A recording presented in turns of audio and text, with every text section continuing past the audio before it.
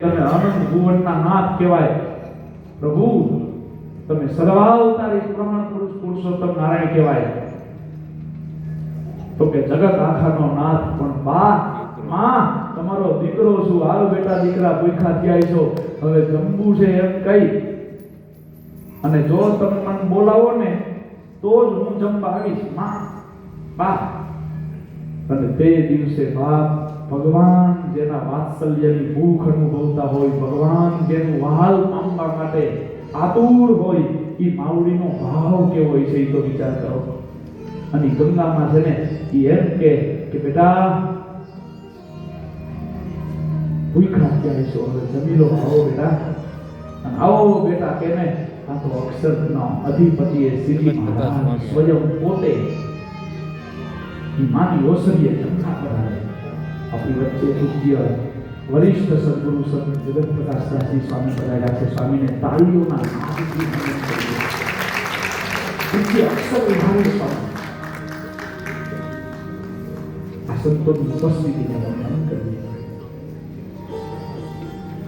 આ રાગીબાના એવા ભાગીલા, એવા પ્રેમ નિગોર રહીએ, ભગવાનને જમાડે, સાધુને જમાડે, હરિભક્તોના સંઘને જમાડે.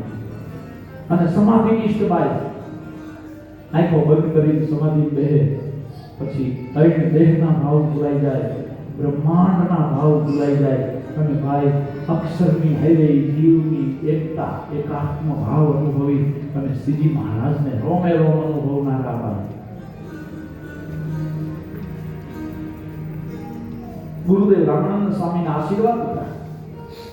એક દી શ્રીજી મહારાજે પૂછ્યું, હે બા, હે માં, હવે સમાધિ બેહો છો મત બેહતા. તે રાઈબામાં હું બોલ્યા ખબર છે કે હમણાં મહારાજ આ ભાષીદું કરવું, એટલા બધા ઘોડા દોવા, હે આ બધો મોટો કારભાર, એ નવરી નથી પડતી.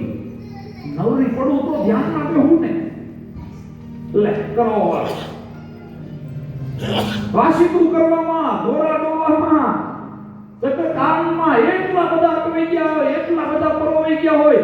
સમાધિની સ્થિતિ હતી તોય ભાઈ એ ઘરકામમાંથી નવરા ન પડે, ભગવાનના ભજનમાં ચિત્ત ચોટે નહીં. એ આટલું બધું આ લોકના ભાવ ગણ કરી જાય. ધ્યાન ન રાખી તો મોટા સંતો તો આ લોકને મુક્ત બંધન લોક કહેતા, અહીંયા તો મોટા મોટા બંધ થઈ જાય જો ધ્યાન ન રાખે તો. સંતો માયા તણું બળકે બંધ જીવ હોય, માયામાં બંધાયેલા હોય, એ તમારું ભજન કરે, તમારે શરણે આવે ને એની સ્થિતિ બંધાઈ જાય મુક્ત ભાવમાં. દિવ્ય અનુભૂતિનો આનંદ માણે. બદ્ધ હોય મુક્ત થાય તો સમજાય, પણ આ મુક્ત હોય બદ્ધ થઈ જાય છે એવું તમે ક્યારેક ક્યારેક સાંભળો છો, એ સમજાતું નથી. મહારાજ કે અક્ષરધામના મુક્ત હોય પણ જો આ લોકમાં ધ્યાન ન રાખે અને વિષયોમાં જો લેવાઈ જાય ને તો એ અક્ષરધામના મુક્ત હોય ને એને બંધાઈ જતા બહાર ન લાગે, બદ્ધ થઈ જતા બહાર ન લાગે. સંતો માયા તણું બળકે